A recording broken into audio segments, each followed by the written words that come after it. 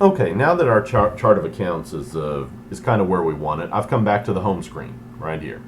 And I'm going to get rid of this getting started with QuickBooks piece here.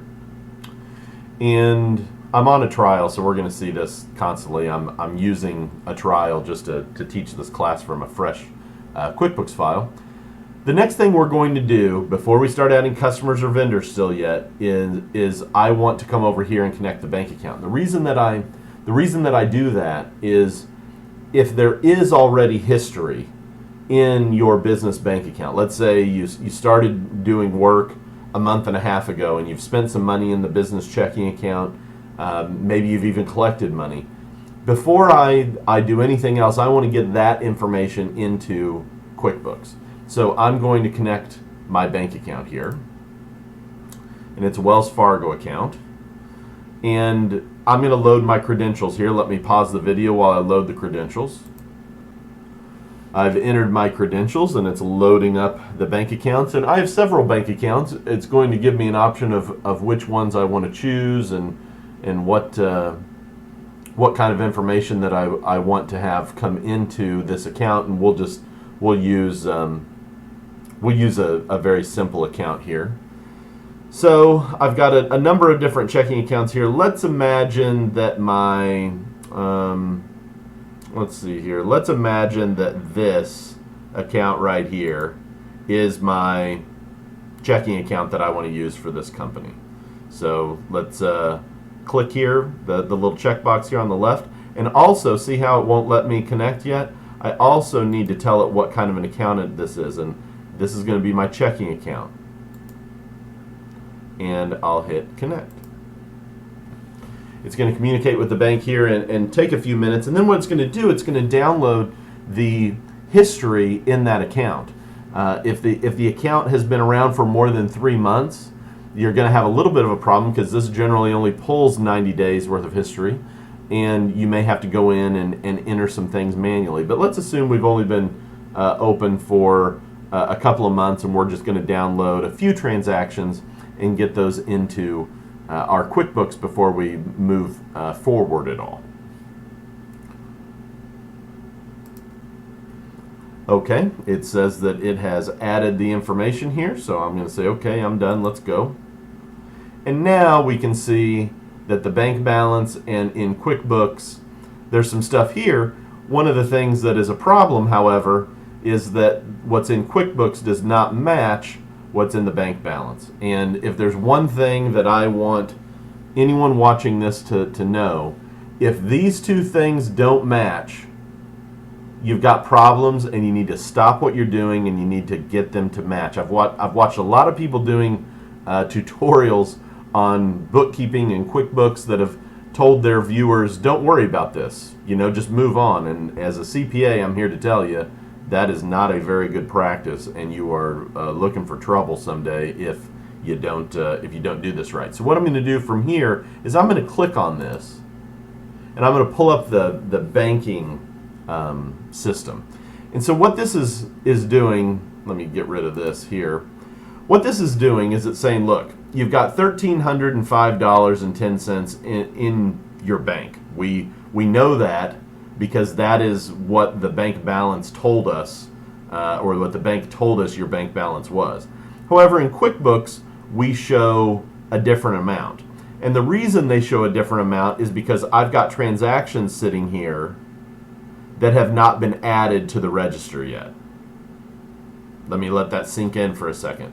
These transactions are actually not in the register yet. And so what's happened is QuickBooks has pulled in what my bank balance was, let's see, probably before 3/17, and then it said, hey, you need to enter the rest of these transactions for this to balance. So here's what I'm going to do. I'm going to add these transactions and get this thing balanced up. So the first transaction is check 1029. Well, let's imagine that I knew what that was. That was a check that I wrote to J Sample, and that was for, and J Sample's a new name, so I need to hit save here. It's trying to say, hey, you've got this new guy. Who is he? He's a vendor, and I'm going to hit save here. And what does he do? Well, he was legal expense. So I'm going to start typing legal. See how it says legal and professional fees right there? I was paying him to do my incorporation documents, let's say, and I paid him a whole bunch of money. So I'll click add. Once I've entered those two pieces of information, you can enter memo. That's kind of a note if you want to note something, and I'm going to click add.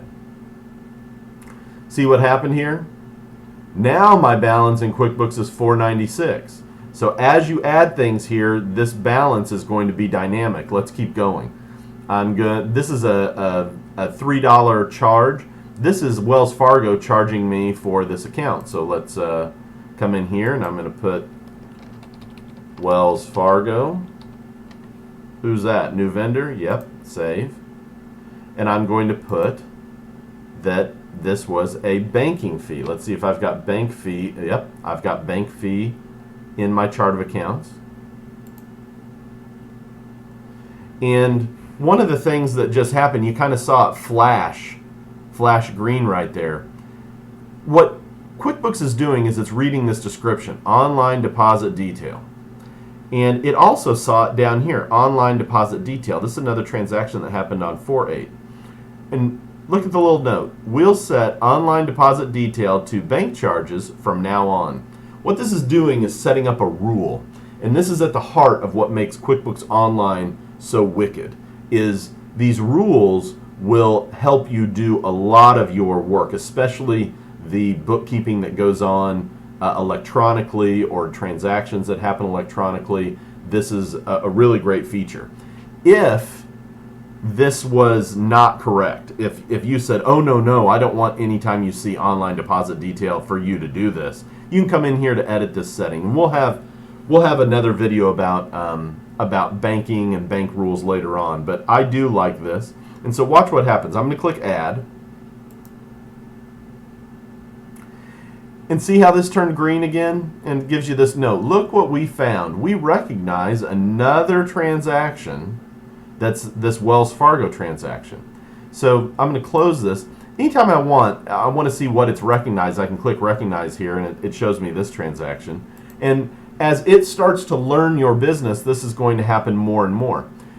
I'm going to go ahead and click add next to this bank charges one, because I don't need to do anything on this now. Now it's recognized it. I'm going to click add.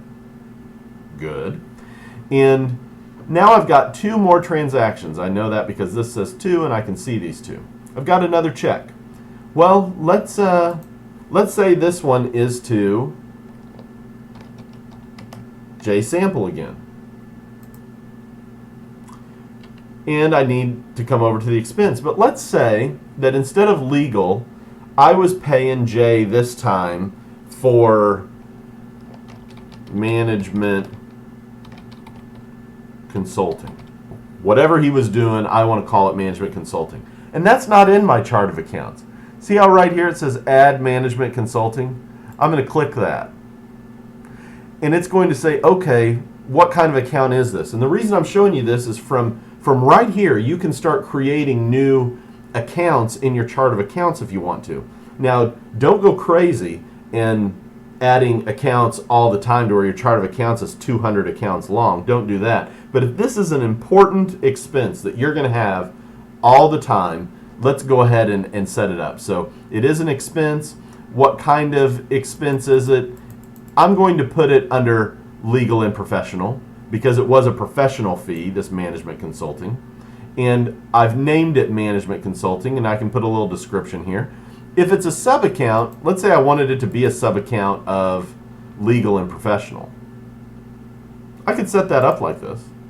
And now this would kind of be under legal and professional, would kind of all flow up. But I don't really want that. I don't really love sub-accounts in my accounting. If I can avoid them, I do. So I'm going to click Save. And now I'm going to click Add. One transaction left. This is a deposit, so somebody paid me here. This is me selling something, and I'm going to come in here and put that this was a deposit from me.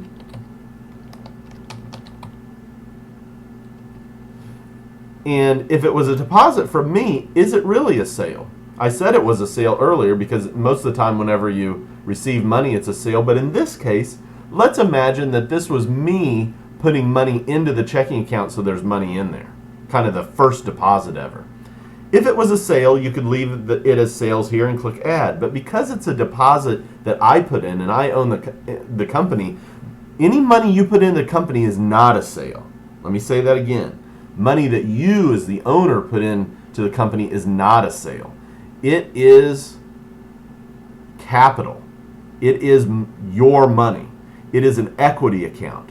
And so what I'm going to do, remember I've got two equity accounts. I've got retained earnings and I've got opening balance equity. Technically, opening balance equity is where this is supposed to go. I'm going to tell you that's what Intuit and QuickBooks wants you to do. However, I'm going to tell you to put it somewhere else. I'm going to tell you to put it in retained earnings. And you want to know why? Because I hate opening balance equity. Because it sits on your financial statements forever until you fold it into retained earnings. So there's another account that many accountants will tell you to put it to. It's called contributed capital. That's okay too, but eventually, I still believe contributed capital eventually gets folded into retained earnings as well, because you're going to be taking distributions from your company, and who's to say you're giving yourself back the capital versus the money that you've made in the business. So do yourself a favor. Some accountants may not like this, but do yourself a favor, put it to retained earnings and just keep things nice and clean. I'm going to click add here. All done. Now, transactions are done, and what else is cool? Matches. Let this be the first time your accounts match, and let it never get out of balance. The moment you get out of balance between these two things, sometimes there's a timing difference in QuickBooks where a transaction that you have has not been recorded on the in the transactions yet. It's kind of sitting in pending, and so for a day these may not match. But if these start not matching for more than a day, stop what you're doing and get it done right.